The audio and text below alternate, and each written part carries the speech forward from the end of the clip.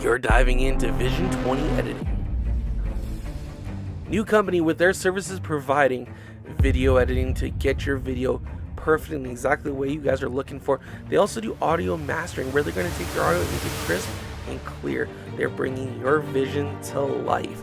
That is right. At Vision 20 Editing, we want to make sure that your vision comes to life in the way you want it. Find us on Facebook and Instagram at Vision 20 Studios. Now let's get back to the True North Racing Podcast. I'm Megan Mitchell. This is my co-host, John Morrison, and you are listening to the True North Racing Podcast. Time to strap in, pull those belts, and get ready for an action-packed episode of the True North Racing Podcast. Are you ready to unmask? Unhelmet your favorite racers? Get ready for the most fun you'll have outside the racetrack to get you ready for the next race. You're listening to John Morrison and Megan Mitchell, and this is the True North Racing Podcast.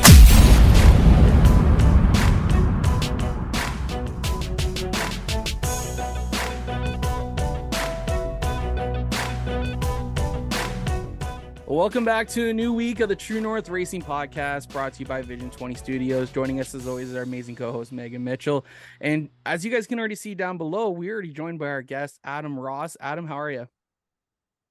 I'm awesome. I'm great. Thanks so much for having me. It's and congratulations on 100 episodes. You know what? It's not easy. It's not easy to commit to something and keep on doing it for that long. But it's also not easy to get along with somebody for 100 straight events. Like I have never been able to accomplish that myself, but I'm very lucky that people I work with know that there's going to be conflict and friction. So congratulations to both of you for making this work. Thank you. Thank you. Yeah, you know, we brought on Megan early last year because I started having a lot of commitments. You know, I run the social media at Sawwell Speedway. I do the social media for the CVMs, as well as all my stuff with Joe Media Promotions. It just kind of took a huge toll. So I couldn't produce our other show that we had, which was the driver's seat with Caitlin and Megan. And so I was like, hey, why don't you guys join me on this one? And that way you guys can still do the podcast. We can still have fun. And, you know, Megan's joined me for the last year, and it's crazy how I'm surprised she's not sick of me. You know what? Collaborating is so much more rewarding, so much more fun. The things we do on our own, and I shouldn't say that for me. And a good example, I announced Autodrome Chaudière myself yesterday, and it's not that I didn't enjoy it. It's just that I feel you're getting 60% of a show, because without someone else to bounce things off of and have conversations with, it's been so long since I had to do it as a one-person show. It was very awkward. I can't do that. You know, I give all the credit to the guys who can do the one-man show, and you're right though. It's all how you guys are able to. I watch GeForce on a weekly basis, every Friday night. Sorry, I just had to turn on a fan here real quick. I'm getting a little warm up in my room. I got bright lights all. I got a whole setup right here, so little bright lights. But I watch GeForce every week, and the way yourself, Clint, and Dale are all able to, Greg, sorry, are all able to bounce off each other for a 3-hour program is absolutely insane. You know, listen, we have the best people. I would take our talent and plug them into any racing program in North America. I don't care if we're talking about going to Fox or not. I'm not saying it to be conceited. I just believe we have a flow that we could work in any arena, any racetrack, stadium, and be able to hold our own.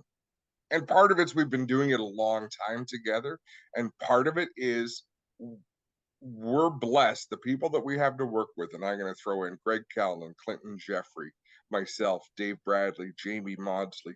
There are so many people that have worked together. We're all very generous in terms of none of us are there to steal the show. we're there to work together because we love what we do. And there's a ton of respect. Let me throw in Todd Lewis, like the people that we get to work with on a week by week basis. Everyone is so committed to having fun, but we want to hear what the other person has to say, right? And that's, you can't fake it. You can try, but it wouldn't come out the way we want it to. It's just organic and it's fun. And everybody we have comes from a really cool racing background. So there's a lot of experience there. Absolutely. You know, it's sorry, Maggie, you got something you want to say there? I was thinking it's funny, Friday night with the 50 bone stock feature at Delaware. I don't watch Delaware on Fridays. I watch GeForce for Vegan. But I needed to see it. And I'm like, no disrespect to Rogers. They're great. But the whole time I'm like, I want to hear like Adam and everyone. Like That's so nice. So, like I said, we have a great crew. What Rogers is committed to, and I'm not even sure, but I don't think it's the Delaware crew that host Rogers. I don't watch it an awful lot. So all of these groups, the cable companies, have young up and coming talent or people that want to do that job. Mhm. If you plugged us into a curling event or whatever, a basketball tournament, you wouldn't get what you're used to hearing. So I think in their defense, I Yeah. don't know that short track racing is the number one thing. So you got to give that time to develop and time to grow. But Definitely. I get what you're saying. It's hard. I can't imagine someone coming in to do racing that wasn't 100% entrenched in the short track scene. Mm-hmm. It'd be hard. Absolutely, it would be. And you know what? I do give a lot of credit to the Delaware guys who do put on the show, because I learned back in 2020 how hard it is to put on a show, because it was for the second lockdown show. You guys, I think we're at Brighton the same day, so I offered me, a good friend of mine, Taylor, to try and host a live stream from the Canadian Vision Modified YouTube channel, just so that fans had something to see. Unfortunately, we had a lot of hiccups. We learned a lot of things. And of course, you know, I knew going in, we weren't going to be GeForce. We were not going to be anything that you guys were putting out. But it was just nice trying to have that. And, you know, we didn't really know what we were expecting. We were just hoping that, you know, we could show some racing. And luckily we had Gary calling all the races for us. But, you know, it was just such it's so hard to put these races on each week. And I saw that firsthand. Keep in mind, we've got Spencer and we've got Daniel. Yeah. And those two are magicians. I don't know how they do what they do, and I don't want to know. I don't need to know, because that's their magic. It was difficult this weekend because APC was at Flamborough. So we had a couple of people went to Flamborough, and we had a couple of people go to Chaudière. And I didn't like splitting up the team. None of us did. But we have obligations. We had to do that. But you do notice from the inside, we notice when there's pieces missing, because you don't get that same product. Absolutely. And I went back last night and I watched the APC race from Flamborough, and you can definitely tell. Now to be fair, the camera quality actually looked a lot better than it looked in recent weeks. I don't know what it was, but definitely, you know, you can really tell. But we could probably talk about this for hours, but of course we want to know more about the man, Adam Ross. Take us back to little Adam going to the track for the first time. When did you really fall in love with racing? As long as I can remember. So my parents met at Oswego Speedway. Mom had driven race cars. Dad had not. Dad had owned race cars and worked on race cars, but I grew up in a racing family.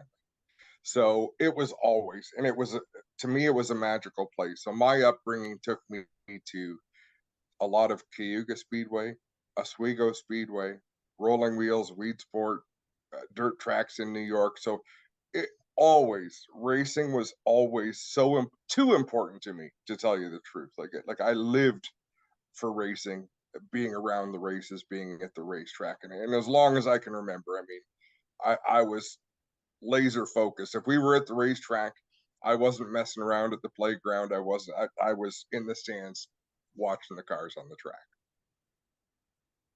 I think both Megan and I can actually attest to that a little bit from growing up at Flamborough Speedway and around the area. Megan, you grew up around Cayuga and Flamborough, correct? Yeah. I grew up around Flamborough, and same kind of deal. I wasn't the kid who was begging to get out of the grandstands and go underneath and go play with all the kids. I was the 12-year-old, 10-year-old kid up in the grandstands going like, I wonder what's going on with that car, or what's so it's that's awesome that you had a great beginning like that. And you know, you usually hear of it the opposite way, of like the dad driving and not the mom, so that's kind of cool. So growing up, it's I want to definitely dive into how you got involved in like the broadcast stuff. That's where I'm not heading. That's where I kind of want to know more about, because that's definitely the stuff I'm really into, right, especially right now. So when did, obviously you got your itch when you were young for racing, but when did you first get the itch to start doing your doing write-ups and getting into the broadcast stuff? So I was really lucky. I had a great mentor in racing, Roy Bryden, who has passed away now. He owned Kart Clinic, so a go-kart racing team, and he mentored a lot of young people. I'm gonna throw a lot of names at you. Names like Shane Yancey, Glenn Butt from Canadian Tire Motorsport Park, Bobby Slack, Roger Slack, Ryan Hunsinger, some of the greatest go-kart racers of their generation, Glenn Arnold, Shane Yancey. I don't know if I mentioned him. So I was super lucky. And Roy introduced me to kind of the business side of racing. Like there's more to it than I thought. And he was instrumental in encouraging me to get into public relations. My dream was always to be a race car driver. That's all I wanted to be. So I thought, go through school for public relations. It's a great education. There's a lot of jobs. There's a lot of careers in motorsports for it. But ideally, I can just promote myself, because I am not mechanically inclined. I can't build an engine. I can't build a race car. Bob Slack could. That's why he's now a part owner of Bicknell Racing Products, right? The people that have those skills do those things.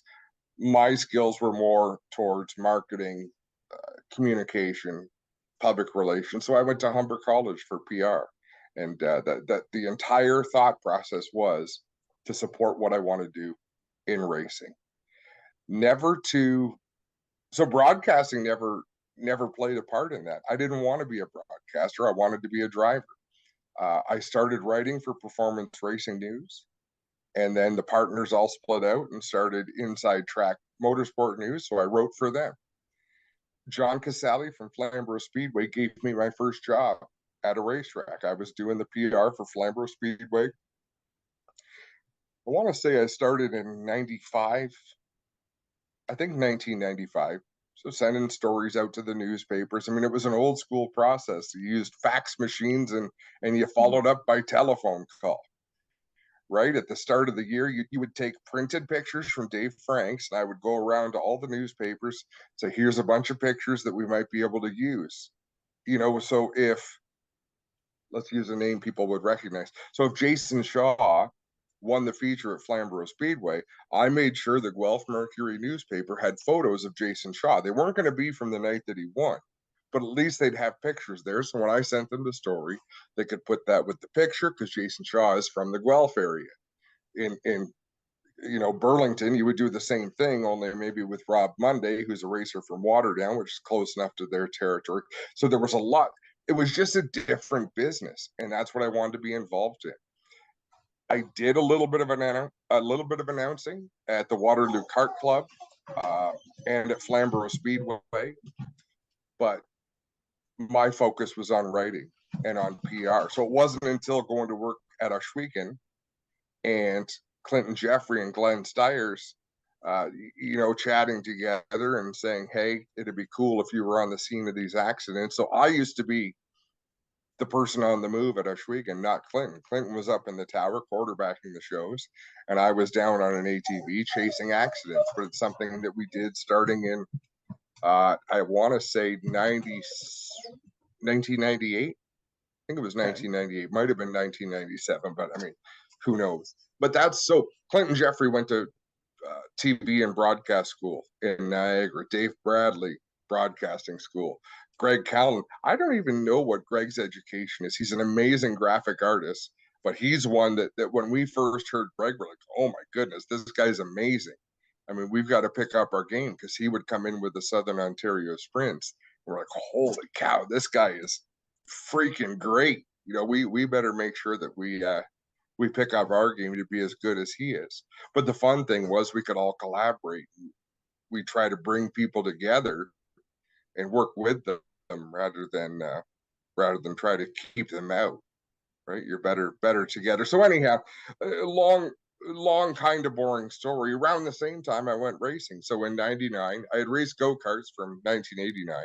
In 99, I got to race vintage modifieds for David Elliott. So I ran 2 seasons full time with him, and then a partial schedule in 2001, and then I ran out of money. So what do you do when you run out of money, but you still love racing? You find something that you can do. And by that time, I'd started doing some announcing, and opportunities came about. That is awesome. I love that. That is not even a boring story. That to me, that is so interesting. I'm glad, because I'm worried, like, oh, just shut up, Adam.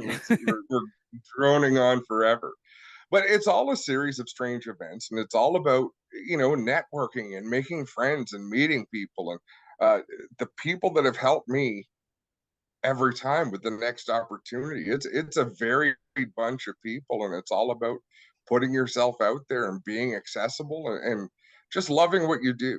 That's all I wanted to do, was be passionate about what I do, sort of have my own way of doing it, and hopefully it works. Hopefully somebody likes it. It's definitely, I know it's definitely like recognized, because like my boyfriend's not big into racing, and if I'm sitting there watching Race Rivals, he's going, "Are you watching a live stream from Oshwegan? Like, is that Adam and Clinton?" I'm like, well, close. That's cool. So I'm not seen very much. Quite often I'll be somewhere. I was at Millgrove Garden Supply last week, and I walked in and I handed a business card across, and then I started talking to the person, and a girl at the counter says, "Wait, are you Adam Ross from Oshwegan?" I said, "Yeah. My brother's Cole McDonald. He races a sprint car." I said, "Oh." She says, "But I didn't know it was you until you started talking." So it doesn't register entirely with me, but I guess it's a recognizable. I don't like listening to myself. Which people might find that surprising, because the way I talk, I like to speak with confidence. I like to speak as though I know what I'm talking about, but I don't care to listen to the stuff that I do. Honestly, I feel that, because I record these things and I can hear my own audio coming back, and once I put it all together and get it out there, I'm like, I don't want to ever hear that again. Everyone else can enjoy it. It's if I go back and listen, I've listened to my the first episode a couple times to see how far we've actually come, and I'm sitting there going like, I really sounded like that 2 years ago. And you're absolutely right. I don't like hearing the sound of even my own voice. But for you, I'll fall asleep listening to a race at Oshwegan, and next thing you know, or any GForce event, really. Like I think last night, I fell asleep to the APC race just for the shits and giggles of it. But it's just what's on, and I didn't. It's great that it's cool that when people are able to recognize you even by listening to your voice. And I think you guys need to add more of a camera inside this in your booth up there at Oshwegan, just for some more more fun that we can see between you and Greg up there. There's a few things we've got to be careful up there. One, and I think this is fairly normal with announcers, because I've heard of people on the radio that they are filthy when the microphone gets turned off. You have to vent Like we can't cuss on the air. So you go 4 hours in a row without swearing. You turn the microphone off, and I'm going to turn the air blue for a couple of minutes. So we'd have to be pretty careful and be on our best behavior. But I live for that. I live for the moments where I can make Greg Callan so uncomfortable or laugh hard enough that he can't speak. Because no matter what he says, it would be incriminating, or there's nowhere to take it. And like, you have no idea how much I get off on that. That to me is the ultimate. And I'll just sit there and, hey, it's your turn, buddy. Better say something, and try to talk him into a corner the best I can. But it's fun. We trust each other, right? So you couldn't do that with somebody. Like, I wouldn't do that to someone who was newer in the business, or who took themselves so seriously that they might not be able to handle that. But with us, we can, even with Clint, I can't do the same things with Clint that I would with Greg Callan. You just have to know who you're working with, know the dynamic, and know where the lines are drawn. And I still cross the line every freaking week. I definitely get a kick out of it.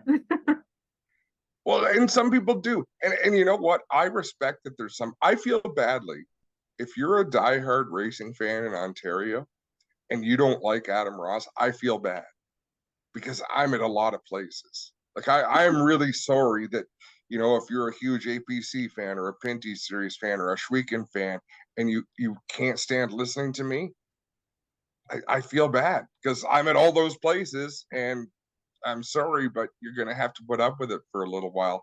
And for some reason this year, I've got more hate mail this year than I've ever gotten in 25 years of doing this. So I kind of wear it with a badge of honor. You know, you can't take it to heart, because I know that I'm doing the best that I can. I know that I've got the style that I use is the style that I use. I'm not going to apologize for it. And I'm not going to change now, because I have a hell of a lot of fun. So buckle up. You know what? That's the weird. Whoever hates Adam Ross, I don't know. Like, we can't trust them, because you're one of the best parts of it. Like, my fiance Jacqueline, we'll be watching racing. It's the only reason she wants to watch the races because of you. That's kind. So I get it. I have a lot of opinions. Yeah, and which is good though. It can be. I don't think it would surprise anybody to know that I don't always believe 100% in the things that I argue. So we'll come up with something on Rivals with Clinton and myself, and we agree on a lot of things. But for the sake of the show, someone has to take another opinion. And when I do it, I'm going to be convincing, because there are things. Avoidable contact came up on the show last week. It's a rule I don't like, but I get it. So I can argue in favor of it. And then people started commenting about, how can you believe in that? Well, I don't, but someone needed to argue that side of the equation one night. So I'll step up to the plate. But I decided that a long time ago. Like, when I was a kid, I would watch, and I'm confident with what I'm looking at on the racetrack. I often understand what is going on, why a person has done the thing that they did. If they did something out of anger or out of revenge, you know what I mean? You get looking at something enough for enough years, you start to get it. So I don't want to be a person who doesn't speak with conviction. I want to be confident with the things that I say, because I don't want to listen to someone who's wishy-washy. It has no value to me. Yeah. So I get it. So if that annoys people, I totally understand. I respect their right to be annoyed, and I appreciate it, because if they're sending messages about how annoying I am to listen to, it means they're listening. And I hate to break their heart, but I'm one of the owners of GForce, so I'm probably not going to get fired anytime soon. That's why we had to start it. We build something that we can't be fired from, because we own it. I mean, hell, that's why I did Joe Media and Promotions. It's right. Someone gets upset. I've been in, there's been a couple of people who've been upset with the stuff I've said, or, and I apologize for some of the stuff we said. Like, it's going to happen. None of us are ever perfect, but if I'm not going to say if you can't take a joke, but if you can't laugh at some of the stuff you say, it's, it's good though, because you also know that they're listening. But yeah, you're right though. It's great to start something just so you can get fired from it. Yeah, And 100%. um Although I did get reminded, last year with some of the work that I have done for NASCAR, which I've done for 15 years, that I got called onto the carpet for some things that I said, and had to work my way through it. And sometimes you have to apologize. You have to apologize for using poor judgment. But yeah. you know what? It's not going to take. It's not going to make me change too much. I have to use better judgment in certain situations. But it is what it is. I still want to be. I want to be near the edge because that's where I like to be. And that's always I think that's a great place to be. I want to jump into here, and I want to kind of reel into a point where you said it yourself. You've been working with NASCAR for the past 15 years. Uh, let's get into that. How did that start for you? How did you get involved with the NASCAR side of things? To start announcing for the Pinty series, for the Canadian Tire Series, and of course now the Pinty Series. So that happened back in 2001. Clinton and I were hired to work the very first Canada Day shootout at Cayuga Speedway. We worked pit road with Ron St. Clair, Canadian Motorsport Hall of Famer Ron St. Clair. Truth be told, Ron didn't want us there. Ron was very much a one-man show. He did things the way he did them. But the ownership at the time of Cayuga Speedway liked what we were doing over at Oshwegan. So they wanted us there. They said, you're going to use them.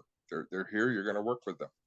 Through the work we did there, Joel Robinson from Fuel Media Lab liked what he heard. So he gave me the opportunity to do pit road. There were some events Todd Lewis couldn't be at. The first one of those was 2004 in Peterborough. So I worked pit road. At that time, the CASCAR races were on Sportsnet. So it was a big opportunity for me. And Joel showed a lot of trust, and it was the most nervous I've ever been in my life. And from that, and through growing up with Sean Gibbs, who was the flagman of the NASCAR Canadian Tire Series and for CASCAR, I got hired by Tony Novotny and Richard Coughlin to do the Ontario and Montreal races for the CASCAR Super Series. So at that time, they traveled all across the country, but they did not take their announcer to all the races with them. They had people who worked in the West. They had people who worked in the East. I got the opportunity to work Ontario, Montreal when they were on the card with the Indy cars there. When NASCAR came along and bought CASCAR, they spent 2006 at the races. So Richard Buck from NASCAR, Richard Coughlin, who was with CASCAR, got hired by NASCAR. And they told me then, we want an announcer who can commit to doing the whole series. You'll come to all the races, whether we go west, whether we go east. Can you commit to that? And I was so excited. Like this is the big time. So I said, yeah, absolutely. I'll do it. What a huge honor, what a huge break. And in my mind, I had visions of, this is my ticket to get into doing bigger things, to be able to work at Daytona, to be able to get to Fox, to be able to do all the things I'd ever wanted to do. This was it. Because at the time, what NASCAR would do with all of these CASCAR officials, whether you were in timing and scoring, or whether you were Trevor Hambley, the race director, they would take people down to the States to different NASCAR events just to be a shadow, to watch how it works. With announcing, I'm not sure, you're probably aware of this, NASCAR does not have announcers. Yeah. So when they go track to track, the track announcer handles those duties. Most cup races, they use the MRN broadcast, but when they go to commercial, there's a track announcer. So there is no play-by-play NASCAR announcer, but I was. So I thought this could be a huge opportunity. I had big dreams and big aspirations, and it got very frustrating over the years to realize this is not going to pan out for me. This is as far as this road goes, because one, they're not taking on announcers down there. They're still doing things the way that they've always done them. And there just wasn't a clear path to be the next Matt Yoakum or the Yeah. next Steve Burns or the next, and that's what I wanted to do. At that time, I wanted to make a career out of it. And it was I want to say it was heartbreaking when that didn't work out, but it was a real eye opener. And my family suffered some real hard times as we got around 2008, 2009, 2010, where I was trying to make things work in motorsports, but you can't raise a family uh, being a racing announcer in Canada. It just doesn't work that way. So the best thing that ever happened to me was Bill Grisdale hiring me to work for Grisdale Enterprises and eventually become a salesman for Hino of Hamilton, the truck dealership that he owned. That started in 2011. But those years at the start of the NASCAR Canadian Tire Series until 2011, man, we had a hard time paying our bills. We had a hard time keeping ourselves afloat. I've never been happier since I separated my racing life and my work life. That's actually really that's great insight. Yeah. And you're It's a absolutely careful right. what you wish for Yeah. thing, right? Because in I- my opinion, and I mean, I have a lot of them, I have the best jobs in racing. Like there is no job in Canada in motorsports that I would rather be doing than the jobs I'm doing right now. And I don't know how many people can say that. But on a Friday night, there's nowhere I'd rather be than Ashweeka. On Saturdays, following the APC series or being at some of our sprint car shows that we go to or being with the NASCAR Pinty series, there's no place I would rather be. And then getting to go into a studio and do work, because doing all the NASCAR races, that didn't happen until Pinty's came along. So I announced all the races live, but I did not do the TV broadcast. Billy Rouse did. Billy Rouse and Dave Bradley. And then when Pinty's came along, they made a shift and brought me into the booth with Dave Bradley. And like I say, it's just been such a thrill and such an honor to be able to work that series. And it's hard to explain, but every time we leave Ontario with that series, it's a big deal. We were Oh, down at really? Chaudière. I don't know if you saw any pictures of the grandstands, No, but I they haven't were yet. jammed with people, rabid French racing fans. When we go out west, it is an absolute party. When we go to Edmonton, the people there just think it's the best thing in the world that this national series came to their town. And in Ontario, it's a much more subdued. The Southern Ontario market is the hardest market in the world to impress people in. And I don't care what the sport is. They don't support junior hockey teams, right? You can't sell out if you can't sell out a hockey game in Southern Ontario unless it's the Leafs. I mean, what can you sell out? Yeah. So I would love for it to come back. I would love for us to recreate what Flamborough was like in the 1970s. But I can promise you this, when we go to Quebec in 2023, it is just like it was in the 70s at Flamborough Speedway. There are people screaming and yelling and hooting and hollering and just having the best time you've ever seen. And it's such a rush. And That's awesome. that's one of the things I do love to see is when I want to go back. I got to go back and take a look at some photos, because yesterday I was spent all day. You said it earlier. You got to separate your racing life from your work life, and I'm in the process of getting married next year, so I really have to separate also my family life, my work life, and my racing life. And this year I've actually taken a little bit of a step back to hopefully, I guess you could say, reinvent what I'm trying to work towards. But I'm still I'm still within like Sawable CVMs and plus my own stuff. So I'm pulling back just a little bit, but just I'm not at track as much as I was the past couple years. But right there, like I want to go back. I want to take a look at those photos because, Flamborough's got such a big grandstand, and I would love to see, whatever it holds, 5,000 people, 10,000 people, whatever it holds, to fill it up again. But it's great to see these other markets really embrace the top NASCAR series in Canada. And it's sorry. No, I cut you off. Carry on. And and one of the things I do enjoy is the Pinty series. They have such a big contingency of French drivers and Ontario drivers that it's cool to see like a battle of Ontario, or battle of Ontario versus Quebec here, and Quebec seems to do a really good job at supporting their drivers. Now you can tell me if I'm wrong.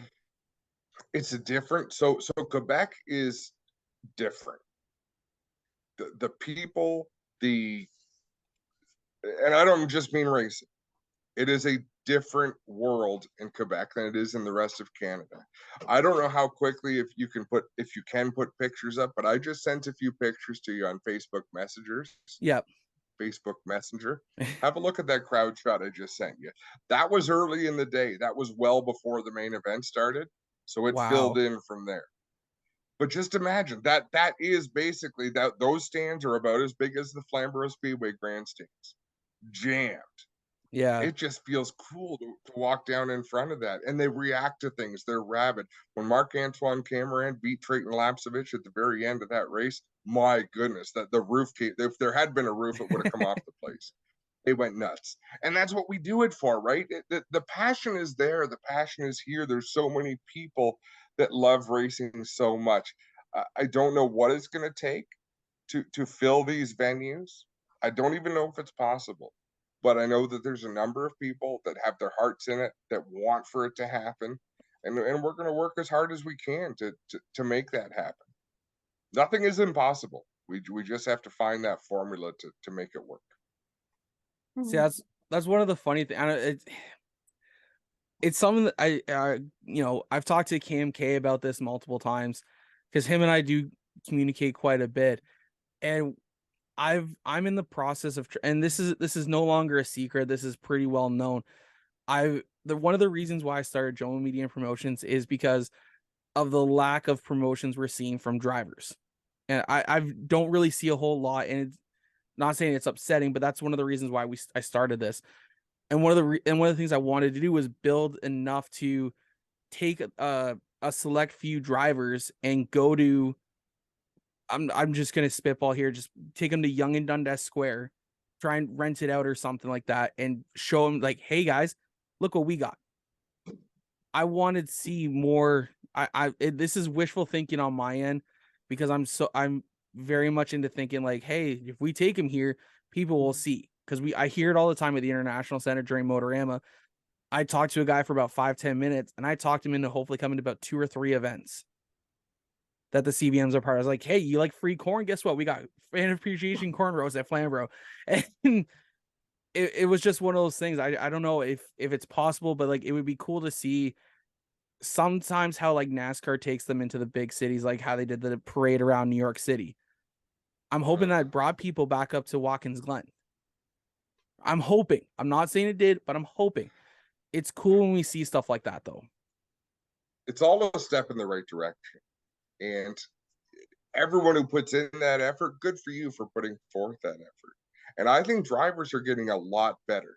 In the last 5 years, the average race car driver has become much, much better with their interviews and with their social media. They're not as shy as they were. They're not as vanilla as they were. We're getting people tossing out their opinions. That's what we need. We need the personalities. We need the characters. We need to tell that story and try to engage people. This isn't really the time or place for the argument, but it's going to come up in the near future with Clinton and myself. We get a lot of people blowing back saying, well, how are we supposed to get bigger if you're giving away racing? Like, you're giving away this live stream. Well, people, open your freaking eyes. Friday night, we had 2,000 people watching the live stream. That's 4,000 eyeballs watching our product. There's still more people in the grandstands than there were 5 years ago at this time. So that's growing. But we've also got those 2,000 people. Guess what?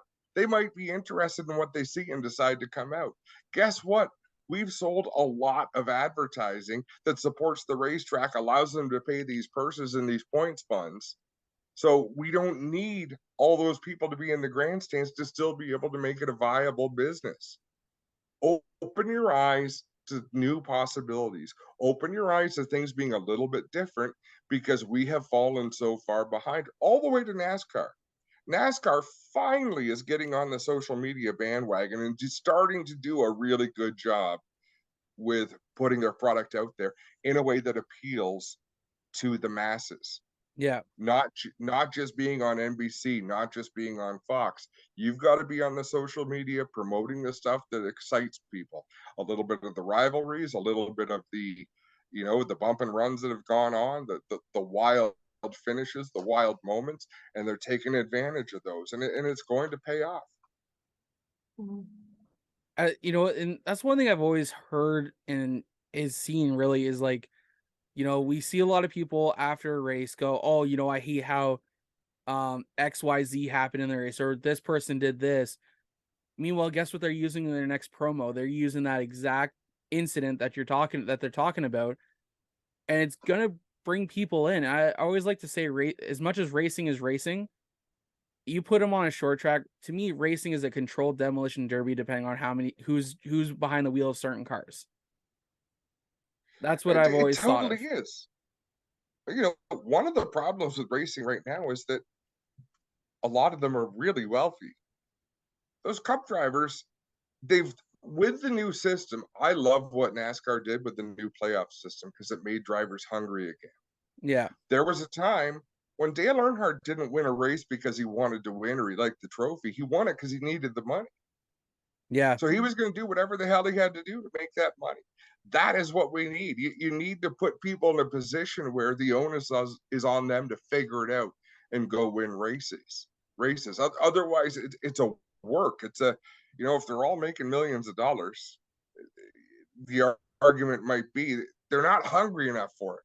As long as there's one person, as long as there's Ross Chastain who's willing to go out there and overstep his boundaries week after week after week, good for him. Good for all of us. Oh yeah. Because guess what? We might not be Ross Chastain fans. I'm not really, but I love cheering against him. And that kind of goes back to the olden days, I guess you would say, with Dale Earnhardt, or even not so long ago days of, everyone hating Kyle Busch. Kyle Busch was hated for years. But people love to root against the guy who wins a lot. We know this. Absolutely. Who You doesn't? have to have someone to cheer against. Now, I'm gonna Just, be honest, I'm not in that boat. I'm just a fan of a lot of drivers and I can't pick one anymore. My guy retired, and ever since then I'm just like I want to see a good race. I like a good story. Yeah. So as far as having favorites, there's people I like to see succeed. Last week when the 360 race at Ushweek in the sprint car race, I was really excited for Glenn Stiers to race his way onto the podium. It had been a while. Darren Dryden, he stole that spot away from Darren Dryden. Guess what? Darren's going to get on the podium. He's going to score his wins. But to see Glenn Stiers go up and do that, that was a real moment for him. It was a beautiful story. So I cheer for things like that, but those are for selfish reasons because those stories tell themselves. You're absolutely right. And I want it. Okay, you could tell me if I'm wrong, because it's something, again, I feel like we're not getting the same product anymore like we used to, like from stuff down south up to Canada here. Is it me, or are we not getting this enough storylines out of a weekend anymore like we used to? There would be so many storylines going into a weekend. I just feel like we're not getting enough anymore. I don't know that you're wrong, but I will say this. It across the board, it used to be there was never this much parity. You would never go to a race and there were 15, 20 people that could win on any weekend. So the field is so level that it is hard to have these. It's hard to tell an obvious story. It's hard to say, hey, here's who's going to dominate this weekend. Could someone come in and be a Cinderella story? Well, we don't know because there's so darn many good racers. So I don't know. Things that bother me. Okay, I'll tell you something that bothers me, and I don't have an answer to it. I was watching Portland, the Xfinity Series at Portland. Yeah. And the announcers are talking about all these drivers. Alex Labay was 5th in time when they were qualifying. I was watching qualifying. And they were talking about all these drivers, but not Alex Labay. Like, what the hell is wrong with you? This guy is fifth in equipment that should not be running fifth. Why would you? So sometimes I wonder if they have too many storylines predetermined, that they're Yeah. not willing to open their eyes and tell you what's happening out there that is interesting, but not what, you know. And I sort of got the same impression of Ross Chastain when he was coming up through. Like, why are they blowing this guy up that he's running every truck race and every Xfinity race and he's the next thing? Is it because he's funded enough that they know he's going to get there? Because I didn't see that he was doing anything really extraordinary.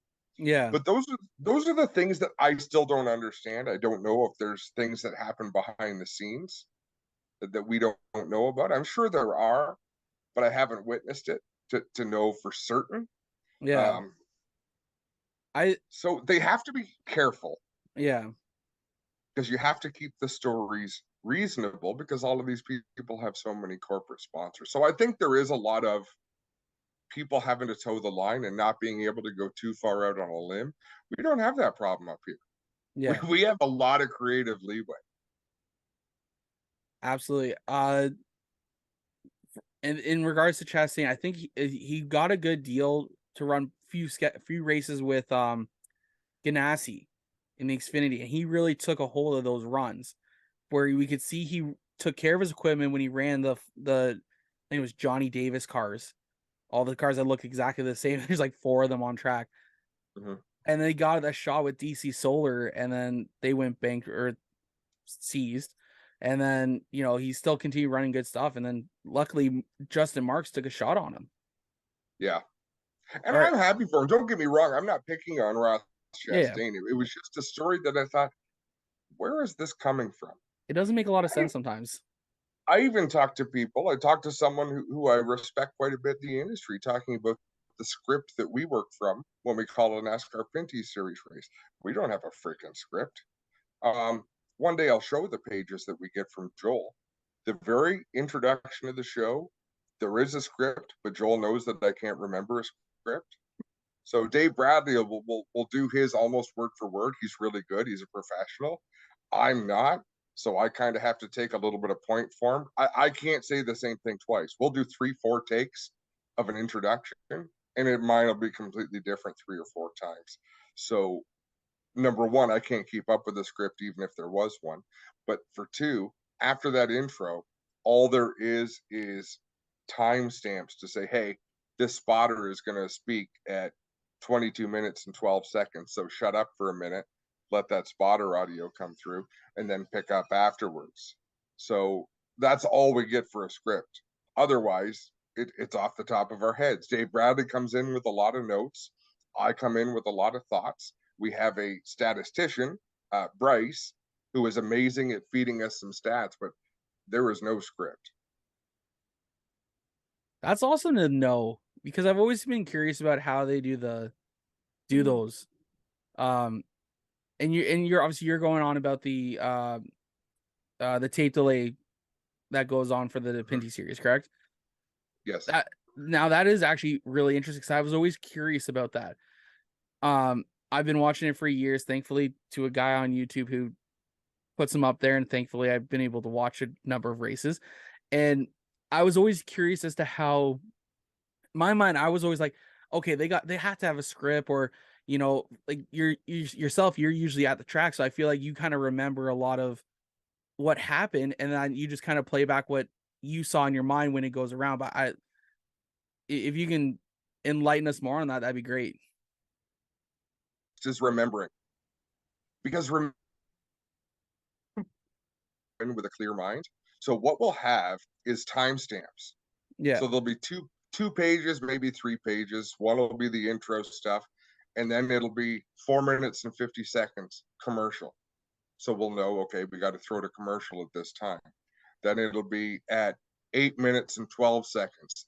Todd Lewis comes on, because his stuff gets shot live at the races, you know. So Andrew Ranger comes in for a pit stop. Todd Lewis comes on at this time. Throw to Todd. You throw to Todd, he does his thing. So when Dave Bradley and I go in to voice these races over, it's 48 minutes long. If it's a 1-hour broadcast, that's 48 minutes of TV. The intro has already been shot, so then we'll pick up from there and do the starting grid, and then it's just a free for all. We go back and forth, but there'll be notices. Here's when we're throwing to commercial. Here's when we're throwing to Todd. We will get a note. Hey, there's going to be 2 replays at such and such a time. So be ready to watch and relive these moments and figure them out. Other than that, because if you didn't have that, you'd have to stop every time you get to that point and go back. So other than that, there's really no script. He might say at some point, if we're going to Sunset Speedway, hey, make sure you say what a great job Brian and Sandra Todish have done because of this, this, and this, these upgrades to the facility, or certain things that might slip your mind. Hey, make sure we mention Sherry Putnam. This is going to be her last race with the series before she retires. So, but other than that, it's just a few timestamps on when we're going to commercial, when we're coming out of commercial, and when there's interviews that have been shot live, whether it's Todd Lewis or Clinton Jeffrey or Kendra Adams, so that we don't look like idiots and speak over each other. That's awesome. Now whenever I go back and rewatch another race, I'm gonna really focus on that stuff and see. We've definitely talked about a lot so far tonight. But we did touch on it earlier, and one of the things is you did have an early racing career. You raced with for a car with David Elliott, and of course myself, that's my connection, is that I crewed for David Elliott in 09, 10, 11, and pretty much up until he was done racing, because my stepdad is Ed Askin. So of course that's how I got involved with David Elliott and all those guys. I've known David for a good amount of years now. You've known him for a lot longer. What was he like? Because I want to get him on here to talk more about it, because I know how he is. What was he like as a car owner back then, and how'd you put up with his shenanigans? He was an arrogant ass. And I love him. Funny story. So I met my future wife, at the Vintage Modified Banquet the year before I started racing. So I went racing. I've got my girlfriend Angie coming out with me, and we've got David Elliott, who at that time was married to Tina. And David is a lot. Like, he's loud and he's obnoxious and he's sarcastic and he is hilarious, but it is no holds barred. And my wife couldn't stand him. Like, this guy is such a jerk. So there's the personal side, but I'm going to fast forward a couple of years, because when I stopped racing for him, she's like, I miss Dave. Like, yeah, we all do, because we had so much fun. But yeah, he's a big personality, but such a super guy. As a car owner, he was unbelievable. He knew that I was into public relations, and I think his goal was to help secure sponsorship for his own racing. And I failed miserably at that. I really did. So I got the opportunity to drive a race car for him. As a car owner, he was amazing. We had a good car at the track every week. They do everything they have to do to get to the finish of a race. They do not miss races. So as far as that went, he was amazing as a car owner. I had your stepdad, Eddie Askin, as a crew chief. You couldn't ask for a better crew chief than Big Ed. So it was unbelievable. It was a phenomenal experience, and I wouldn't trade that for the world. It was so much fun. And I got to see Dave. Actually, we were at the celebration of life for Eddie's mom last weekend. So we get to see each other 2-3 times a year, and it's always a lot of fun reminiscing. But we had more fun as a group than people should be allowed to have. And we had competitive race cars, and I won some races. So I got to achieve things that I probably never would have been able to achieve otherwise. And it was amazing. Now, I don't know many of the stories or anything like that, because I never would go into a few details. But Megan, do you know how I told you recently about a go-kart track that I've been going to down in Mississauga? Yeah. Okay, so back when David got a sponsorship with Pennzoil in the fall of 08, I think it was '08 or '09. He had to do a car show at that at Centennial Park go-kart track. From what I didn't make the show, but from what I heard was that they had a very, very intense on-track battle that almost actually got them kicked out.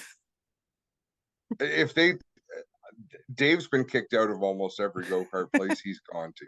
And we had fun times down in Michigan, at some slick tracks down there that we rented karts at. If you've heard stories, believe it. And there's probably details that have been left out. Very, very likely. And I would love to know more about them, but definitely if they're not airworthy, we're not going to go into them. But nothing incriminating. Well, that's good. We just had a blast. We just had a blast, and we were probably more obnoxious than we should have been, but it was just a fun-loving crew between Big Eddie, Dave, Dave Ferreira, Jeff Searles. We had a bunch of people that like to have a good time and make memorable moments, which we definitely did. Absolutely. And even to this day, like I remember one of the first, when I say Dave is an absolute riot, Megan, I'm not joking. He is, and Adam hit it all on the spot of the head here, is that he is an absolute asshole. Sarcastic as all hell, and I feel like a lot of the way I talk and the way I am is because I learned it from David. I spent a lot of years working with him, and just he leaves a big impression on you. Oh yeah. And he loved himself. Frosted tips. I mean, he had a look on the go. But man, let me tell you, one of the best pure race car drivers I've ever watched. And I've seen a lot of race car drivers, but Dave Elliott was really good, tenacious. He could win races. Absolutely, he could, and he would always do it in sometimes the most unconventional way too. I find there was no quit. Yeah, he's something special. Oh yeah, I still remember there was almost an opportunity for him to go to the NASCAR Pinty Series in 2012. And to this day, I so wish that came to fruition. Yeah, he'd have been a great addition. He's the type of driver you would want. He's the type of driver that would always give you a good interview. Oh yeah. And he had an interesting way to present things, that's for sure. I'm gonna be a little bit of a ass here, but that was my ticket to get into the NASCAR Pinty Series, actually. Hey, there's always more opportunities. Absolutely, there is. Don't give up. Absolutely, there's. Oh no, that was. It was just funny because they were telling me, it's like, oh yeah, you're gonna be the gas man. I'm like, yes, I get to be the gas man. But but you're absolutely right. Like I just plan on keep moving forward here. But I want to jump into our fan question period. As you saw earlier today, we put out there on social media that you were joining us, and of course, we got a ton of questions here. Megan's got them all listed up. Megan, you ready to fire them off? Yes. All right, let's go. It's the most I've ever seen, I'm not gonna lie. I think it is. Okay. Ian Henwood said, do you miss running the CVM? I miss running the CVM when we ran. I thought that was a great time. 99 was the first year the club went on the road and traveled. It was a ton of fun. It was very competitive. I am still mortified with how poorly we ran last year when I got the chance to get back into a car. I don't regret it. I'm glad we did it. It was just really, really frustrating because I know that all three people that drove it, Rob Twitchett, myself, and Connor, I know we could have done better things if we had figured out some of the gremlins in that car faster. So I miss those days of racing. I miss that style of racing. I had a blast. Like I said, I won 2 features, I won some heats, I won some Contis, which I hated being in, but it was a ton of fun. Yeah, I miss those days. William _ Trillium said, what's a track that you haven't announced that you would like to? I saw that question. And I don't even know if I have an answer to that, because I'll tell you why.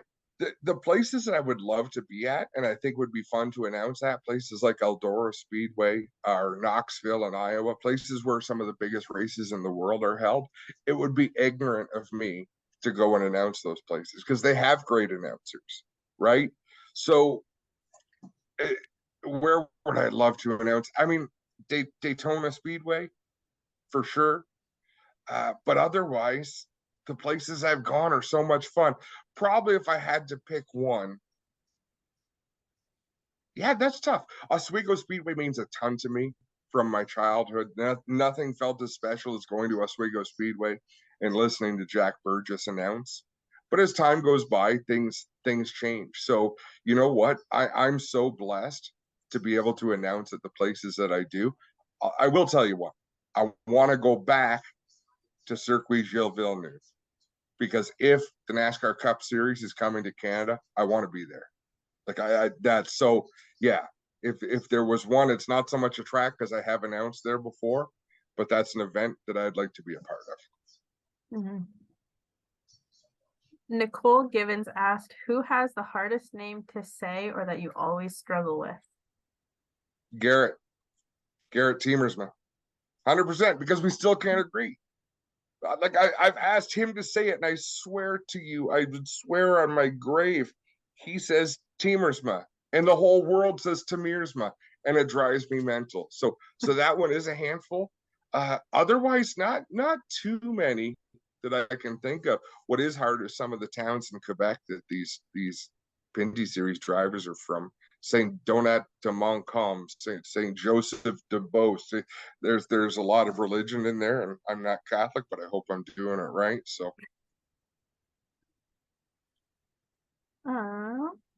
Randy Patterson asked, "What is your favorite division to watch?" The Thunder Cars at Oswego Speedway. And I've seen a lot of classes. I love super modifieds. I love sprint cars. I love dirt modifieds. I love the Pinty Series cars. Those Thunder cars, those are people that go to work Monday to Friday.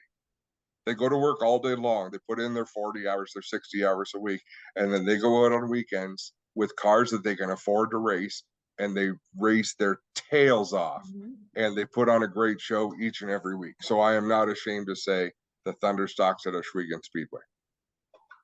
I would have to agree with that. One of the best shows around. Yeah.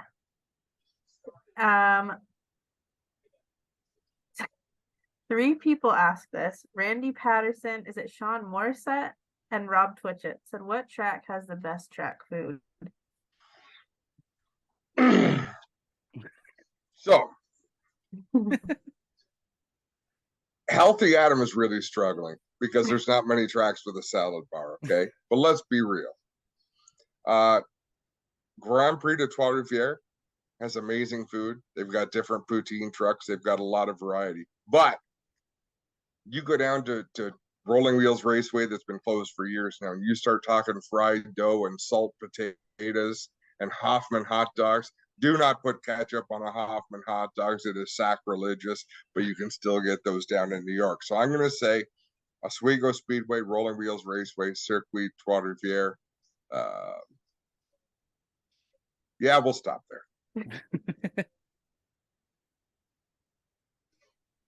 Sean Morissette said, what made him decide he wanted to be an announcer?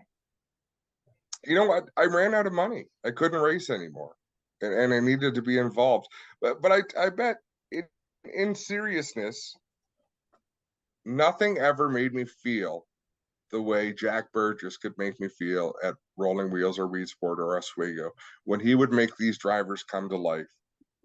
They were larger than life. They were superheroes, and it was just magic. And it might have been just because I was 8 years old, 9 years old, 10 years old, but a racetrack announcer could make me feel such amazing things. All I want to do is make someone feel the way I used to feel at the races. And I feel that is the role that allows me to be able to do that. Mm-hmm. Ryan Wilson asked, who is the funniest person to interview? funniest person to interview. You know what? I find Dave Bailey, and he's so dry, and he doesn't love it. But man, oh man, he will give you gold if you give him a little bit of leeway. He will nail it and give you some great things. Like he's always a good soundbite, and that might surprise people. But I just love his dry sense of humor and his wit. But there are more and more people who are coming forward and being excellent interviews, right? And that wasn't the case 10 years ago. Certainly wasn't the case 20 years ago. Mhm. But people are doing a lot better, and they're realizing, look, just be yourself. Let your personality show through. And I used to get to do that so much because I was Clinton. I was the one down on the track. Now I'm up in the booth. Maybe that's why I'm so crusty in the booth, because all I've got to talk to is Greg. So we just go back and forth all night long. But I'm going to say Dave Bailey. I like what he brings to the table. Brandon Feeney said, "Who are some of the drivers besides?" I don't think Besides- he didn't really word that correctly. I don't think. I just typed it as I he don't know put if it. he means himself or his. Who were? I Oh, guess who that was- question said something about my son, I think. That's what I'm thinking. Like, I Like, think aside so. from my son, yeah, who do you like to see do well? I couldn't tell, so I just wrote it the same. I like a good story. So I enjoy an underdog. I'm going to contradict myself. As much as I love it, interviewing Dave Bailey or hearing him interviewed, I love it when someone beats him because he's really hard to beat. So I like an underdog story. I like whatever allows us to really be able to expand on something, like someone who's overcome adversity, someone who people might not realize doesn't have the same means compared to the people they're driving against, but they're able to come through. So I love a good story. That's to me is what it's all about. Brandon also asked, "Have you been caught up in Charlie Toner's shenanigans?" No, what am I missing there? I don't know. Maybe I have and I didn't know it. I'm not sure. I'd have to follow up with Brandon and see what he's talking about. I get caught up in everything. I enjoy a good debate online, and I don't care if we're talking about pure stock racing, which lately we have been at Flamborough Speedway. That division is pretty crazy. But even though I notice that it's crazy, I want to race. I want to race with those drivers before the end of this season. I want to be out in a pure stock this year. That is my goal. I'm working towards making that happen. I mean, we got 3 of them. No kidding. Do you have any fat boy seats? Yeah. I was talking to Rodney Rutherford at the races last week, seeing if he's got an old car that things might work out. But I just want to get out there and see if I become as crazy as the people racing in it. This one I definitely agree with. Jennifer Hatch said, "Your weight loss journey has been inspiring. What keeps you motivated to keep going? Great job." Well, I've been off the wagon. Thank you, Jennifer. I appreciate that. I don't like to lose. So having Dave Hunsinger to go off against, there was no loser in this competition, but there was a loser in this competition. And I lost by 0.7%. Like, it was so damn close. But that's what keeps it going. I've got to get back on the wagon. And truthfully, I'm getting old. I'm 48 years old this summer, and there's not many 300-pounders that live to be 80 years old, 90 years old, and I want to see as much of this life as I can, so I need to trim down a little bit. Pam K said, "How do you manage controlling emphasis in calling a race? Do you think about overcalling something or undercalling? And who are some of your favorite track or series announcers of all times?" Okay, so there's a few. Yeah, I worry about overcalling for sure. And I've been called out recently to say that I call the NASCAR Pinty series more energetically than I call Oshweekon or other places that I work. So I'm starting to be cognizant. I want to give it 100%, but you've always got to leave yourself somewhere to go. right? So you got to be at 95% because if there's a really exciting finish, which there has been, you've got to give yourself a little bit somewhere to find that little bit extra. So if anything, yeah, I do overcall races, but that's my style. That's the way I've always wanted to be.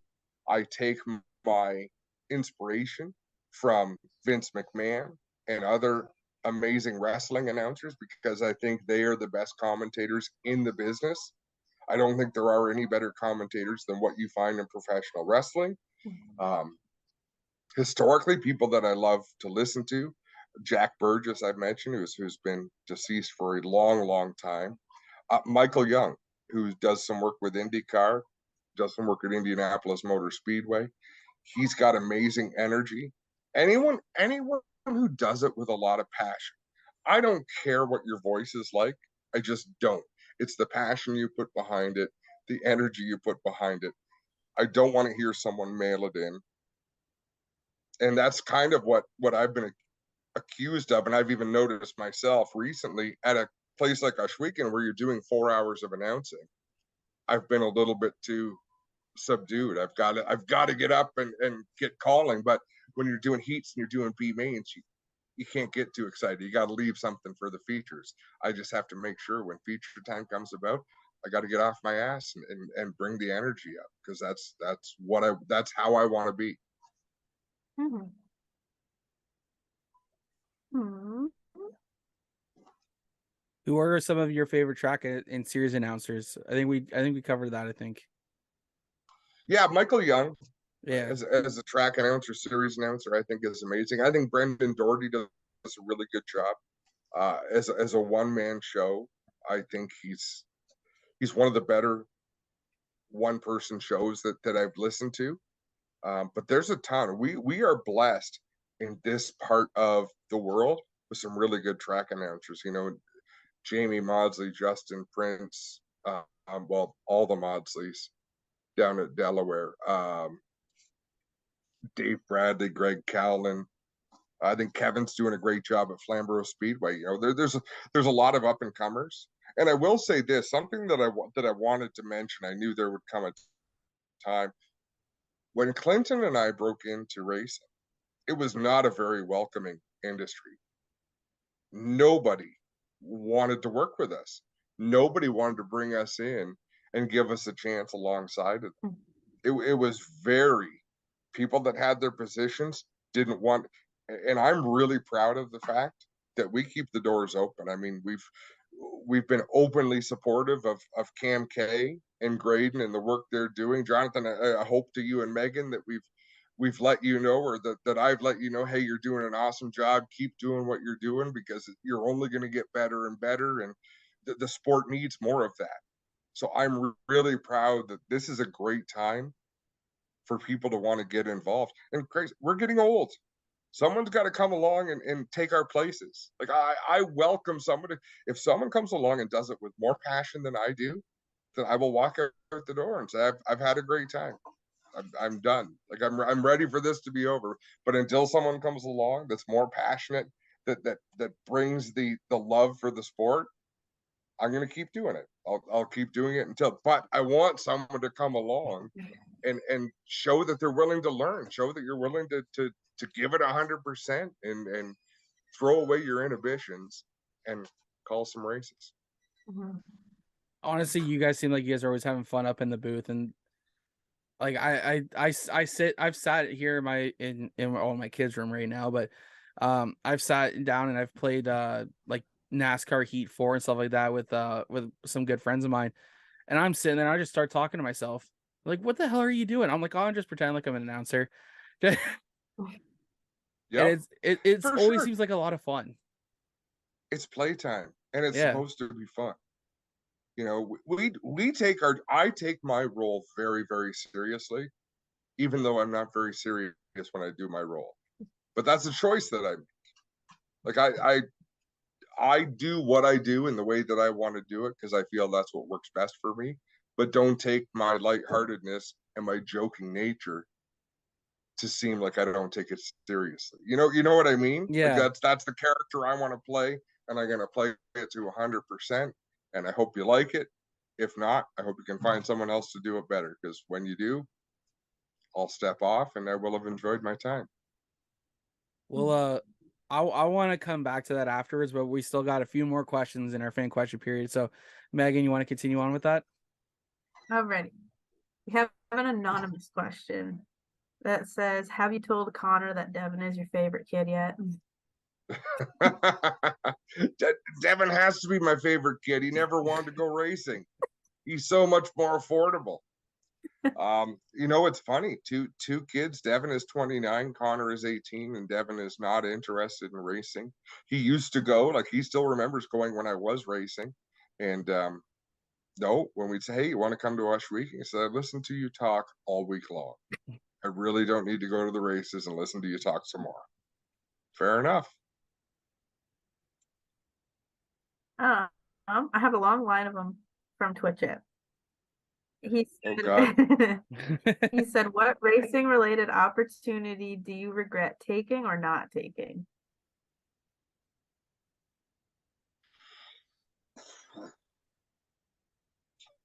I don't have a whole lot of regrets in racing.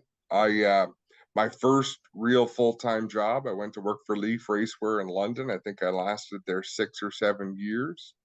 And then I made some bad life choices from there. And they were racing related. I should have, when I got let go from Leaf Racewear, which was right around the same time the financial collapse, it just didn't go well. But I had the opportunity to stay on and represent him and sell suits. And remember, this is before Epic Racewear. This was before everyone and their brother was making fire suits. I should have focused on that and probably could have made a career, but I still don't think I could have made as good a career as I did switching over to sales and going to sell trucks and now going to work for Cal Tire. As far as decisions I've made or choices I've made in racing that I regret, not many. You learn from everything. Everything that you do is an opportunity to learn. Think, oh, didn't like that very much, or man, that was way better than I thought it might be. So no, I'm just fortunate to get opportunities to be able to take and then regret afterwards. He said, if Clinton was away for a week, who would you want to co-host Race Rivals with you? I guess, would it be fair to say Greg Callan? I would love Greg Callan and I. So I don't even know how much Clint has to know. But years ago, Greg Callan and I talked about creating a weekly racing program. And I think it would have been, so the dynamic with Greg Callan and I is a lot different than it is with Clint and I, for different reasons. Clint has done amazing things in racing. Like he's taken on challenges and opportunities and taken them to amazing levels. And we have a lot of fun doing our show.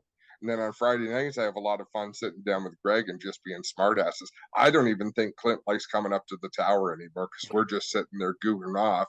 He's worrying about everything that's going on with the broadcast, with the racetrack. Like, those are all your problems. We're just a couple of monkeys with microphones. So leave us alone to do our business. But yeah, I there's nobody I'd rather work with than Greg Callan, Dave Bradley, Clinton Jeffrey, Jamie Maudsley, all the people that we're working with. But I think what would excite me the most is working with someone I don't know about. I'd love to meet someone who is on their way in this sport, who really wants to make an impact and hasn't had the chance to do it yet, but comes armed with the knowledge and the passion for the sport and ready to be a player. Like, come on up and take that chair. Let's work together. Rob also said, what is the worst race or situation you have ever had to call? Oh, wow. Well, so to be serious for a moment, the worst situation I've ever had to call was the death of Art Hill. I was the roaming announcer, so I was down trackside when Art lost his life in turn 1 at Ohsweken Speedway. So that was the worst moment. Obviously, as far as bad races. The Sunset Speedway race where Alex Tagliani lapped everyone up to second or third place, that was really challenging. So, there's a bunch of times that you have to work for your money when there's long delays, when there's red flags, you've got no one to bounce ideas off of or thoughts off of. But by and large, it's all fun. A bad day at the races is better than a good day at most other places in my world. Mhm. Rob also said, what was more embarrassing, driving away with the fuel nozzle still in or hitting the roof of the parking garage with your company truck? Driving away with the fuel nozzle still attached to the truck, because that one I had to own up to right away. At least knocking the roof rack off the truck, I had a few days to think about it.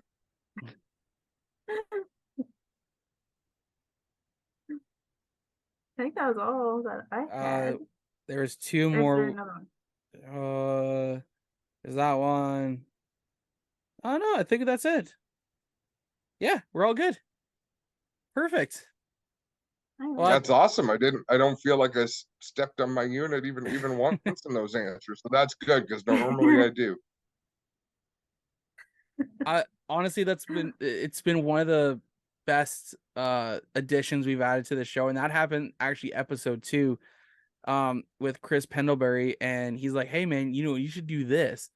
And it's been one of my favorite segments since then, because people come out of the woodworks and go like, oh, you should ask him this, or you see joking questions. Like, we know you and Rob know each other very well, so like him asking random questions, we know that's Rob.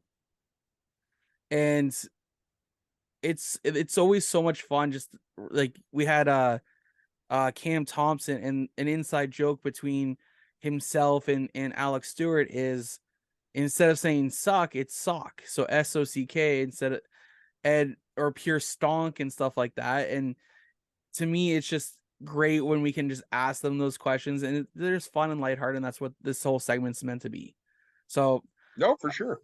As we wrap up the fan question period of tonight's show, of course, we want to thank Taylor to you for presenting that segment as she does every week. And so if you guys go take a look at Taylor to you on Facebook, Instagram, and pick yourself up a True North Racing Podcast Tumblr while you're there, when you find her. So she's always got them in stock, and I know Megan and myself, mine's already color faded now, but I've had it for a year, and it's gone through the wash about 366 times now. So it's gotten its good use out of it.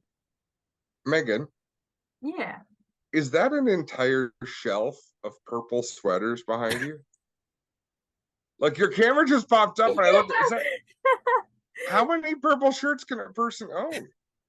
Surprisingly, no. They're mostly gray. The camera's like discoloring them for some reason. It does look purple. I can see that. Like, I don't mean to spy. I just thought, my goodness, she's got a whole inventory. I don't think I own anything purple, to be honest, other than this. Okay. I was gonna say that. I take it all back. I was thinking the same thing Adam was. That's a lot of purple. Like, yeah. Whatever makes you happy. And all I ever see her is gray and black and racing related. Yeah.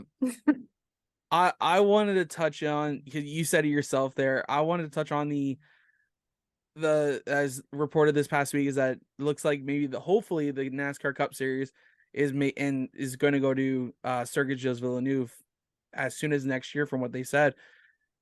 What are your thoughts on that? I've been a very big fan. I was a very big fan of the Busch Series going there. I was lucky enough to attend a race. Oh, when did I turn 16 again? 2007-ish, 2008. No, that was 2008. I was lucky enough to go enjoy I didn't know the Pinty, the Canadian Tire Series was actually racing at that time. And I was like, oh, my dad was like, oh, what are those cars? I'm like, oh, it's probably qualifying for the race they're on. Turns out, no, I was wrong. That was actually the Canadian Tire Series race going on. I didn't know. But that was one of the coolest events I think I ever got to. Actually, it was 2009. 2009 is when I got to go, because it was, yeah, now I remember. But yeah, what are your thoughts on going back? there might be people who don't like this opinion, but if that's what happens, NASCAR has made the right choice. That is the place to go. Quebec is the place to host that event. You can take a subway train right to the island. So you can take public transit right to that facility. It is a world-class facility. It will be a great event. And I know there's other people that maybe say, hey, it should have been at CTMP, or maybe it should have been on the same Toronto Indy track. But I just think that's a phenomenal choice.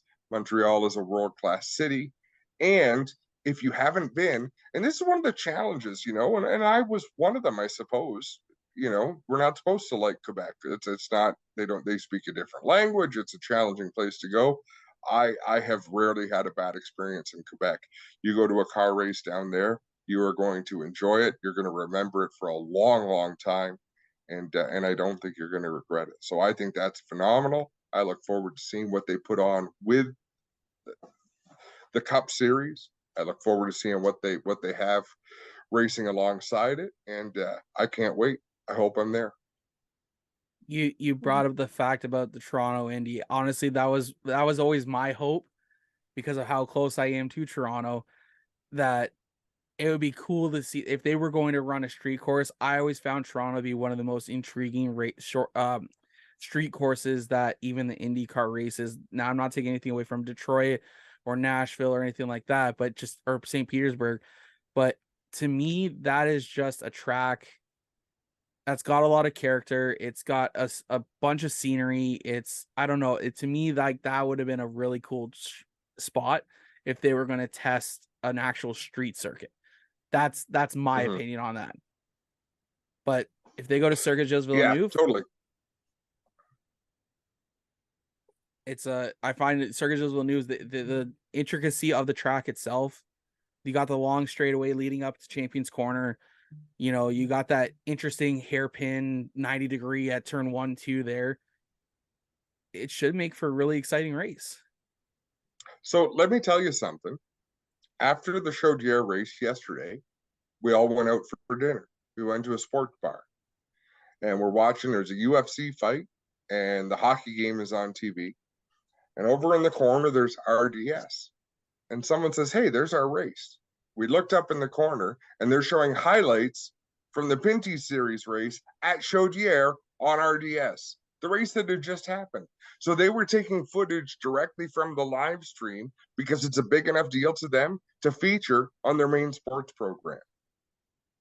So the fact is, you go to Quebec, there are numerous journalists and numerous media outlets that cover racing the way we wish it was covered in the Toronto area, in the GTA. But it's just not. When we do have some great coverage, but it's not the same as it is in Quebec. You're absolutely right. Like, from what I've heard, is that they really, really dig racing over there, and the way they receive content and receive everything is just different compared to how things are done here in Ontario. And it's not a knock on Ontario. They're just in a different place. They have a different market. They know it, and they play to it. Absolutely. I feel like I would hate to. I would love to see this go on, continuing on for hours and hours, and beat our record of like 3.5 hours that we did with stickers and scuffs a few months ago. But I would love to bring you back on for another time to continue on these talks and learn more about you, because again, to me, I've said this before we brought you on, you're a guy I've looked up to, and that's just not even height wise. Like, regardless, I've looked up to you since probably the first time I saw you on TV and heard you announcing. I look back on my own life and I'm like, man, I should have done so many different things. But one thing that's always stayed consistent is listening to you and listening to the guys at Oswego and be like, I want to be like you guys when I decide to grow up and wanted and do some of this stuff. And but I appreciate you taking the time out of your night.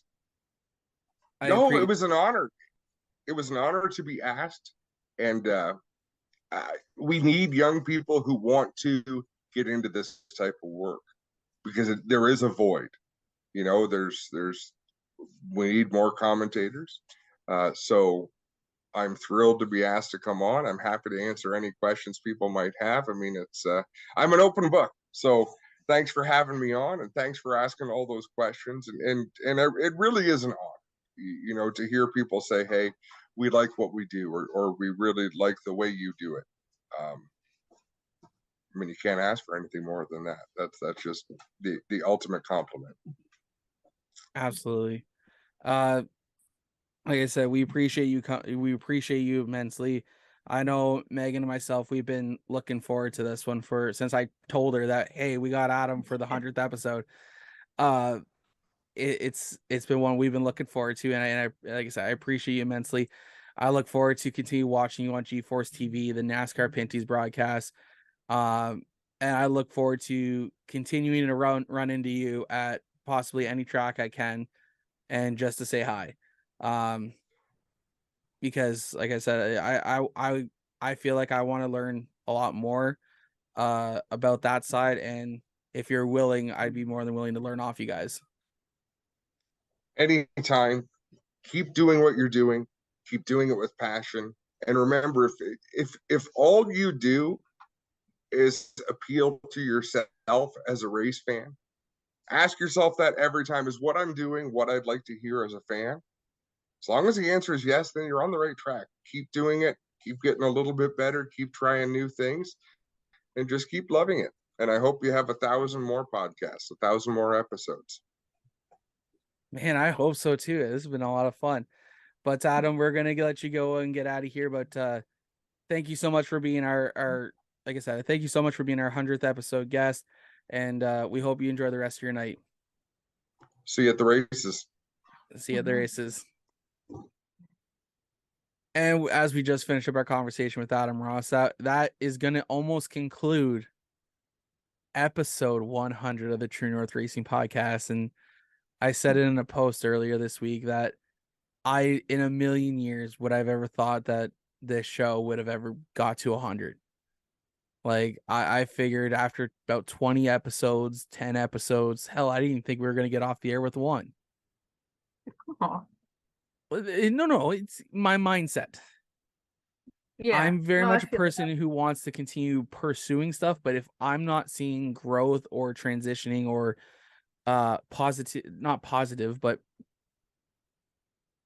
like come the new year, when you started messaging me asking me about the show and giving me feedback, it helped me create a better show. Like you were one of the main reasons we got a little bit better each week. I'm being absolutely real here because you just reach out to me. We talk for a little bit, go over your favorite points of the show, and it made me clue in. It's like, man, people are actually listening. You know, it was good for you because it was close to home. You enjoyed the show on your way to work. Like, don't think I forgot what you said in there. But since you've come on, and even as your time early on listening, what have been some of your favorite memories of the show? There's a lot of them. Honestly, like, I have to like put myself out there. The first time that I was on as a guest, I didn't enjoy it because I freaking sucked.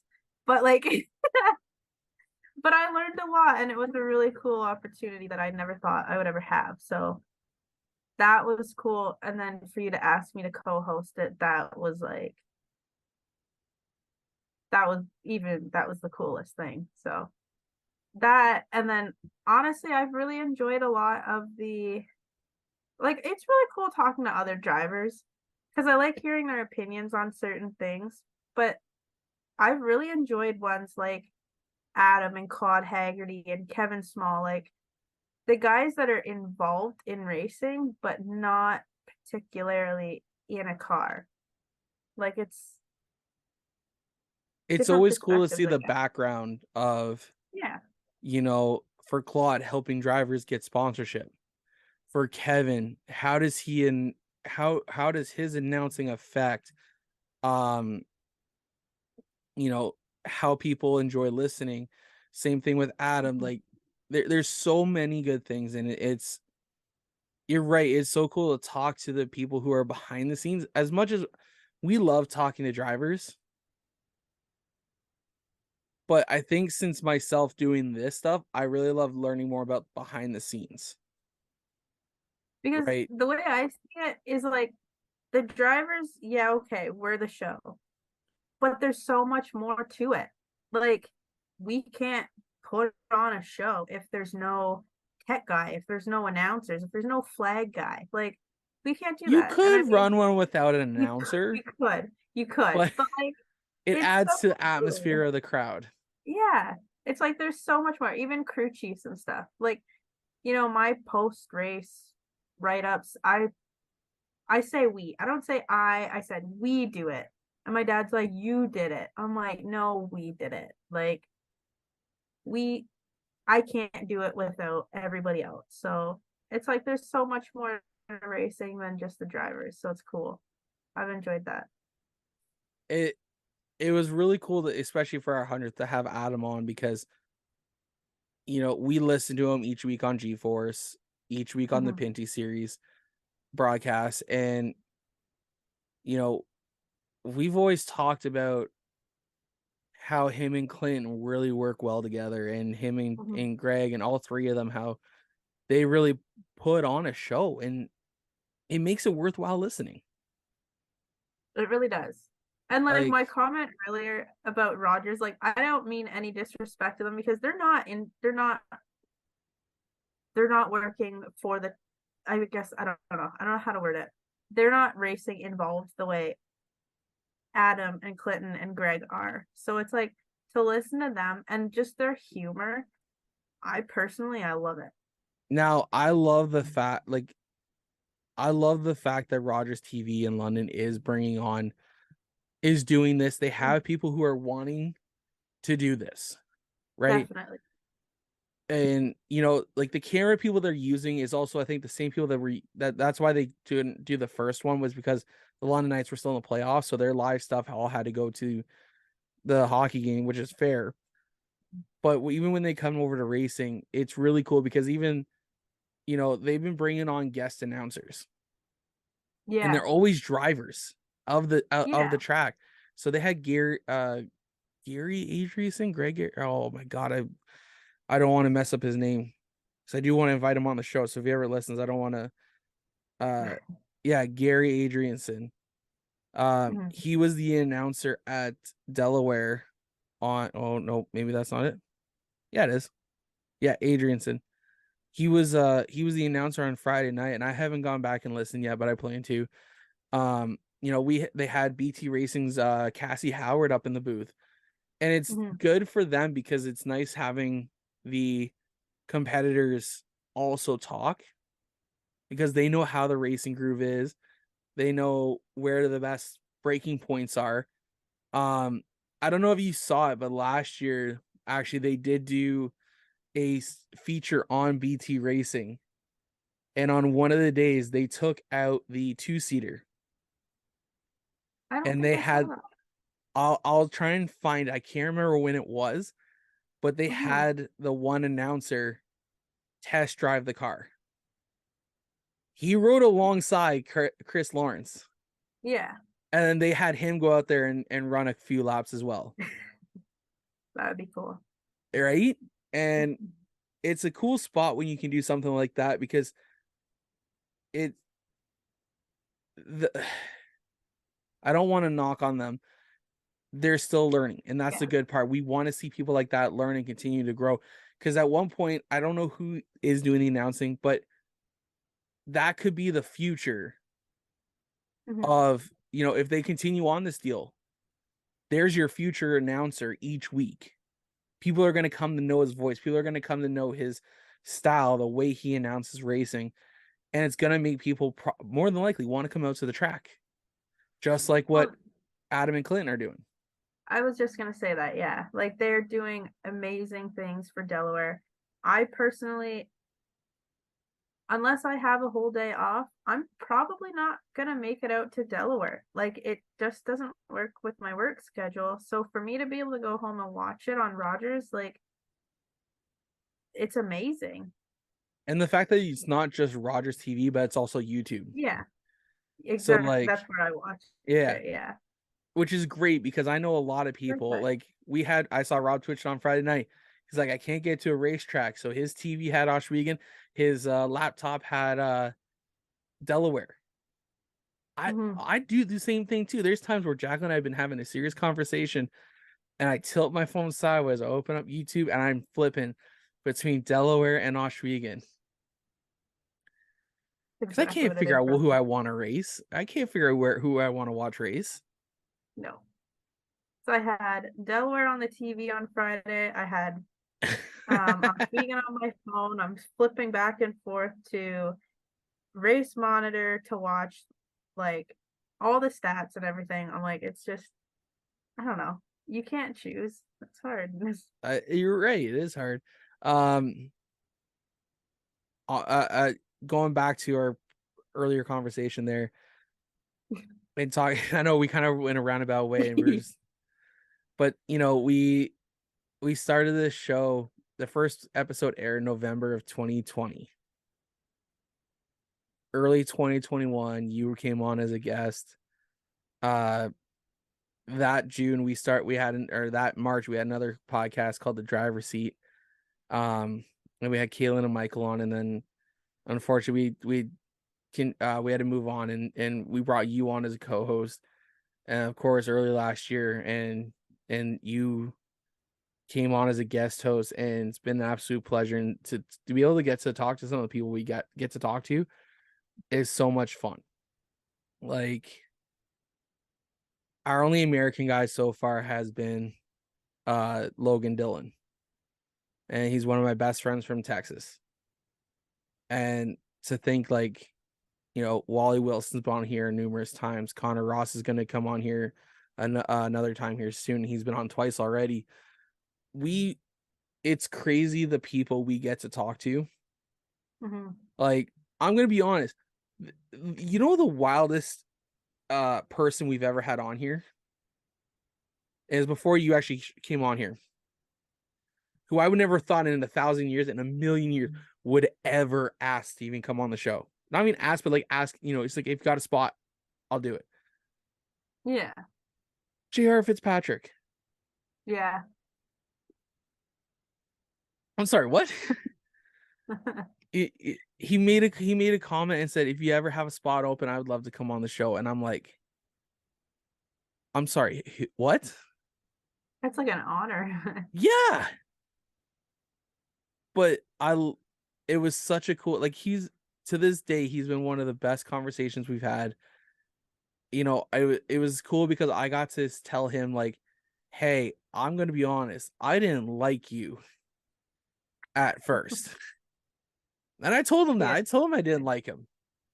He's like, but it was hard not to hate you when you were the only Canadian in the truck field, when you were the only Canadian in the Xfinity field, Mhm. racing for Junior Motorsports. Like, I don't think you could have, like, I'm pretty sure if it wasn't a it was a trailer, but if it was, if I didn't live near anyone, someone would have heard me. Yeah. But people were 10 feet away from me, so like they heard me, but I was cheering up and down for him. Oh, But yeah. then when he came home and started running the pro late, the APC series, and seeing him do some of the stuff he's done, it's just like, man, how freaking cool is that? Mhm. Very. And since then, we've had on Chris Lawrence, we've had on BT Racing, we've had Gary Elliott, we've had Stickers and Scuffs. Some of these guys have been so incredible interviews. I don't even like to call them interviews. I love to call them conversations. Yeah. Because Exactly what it is.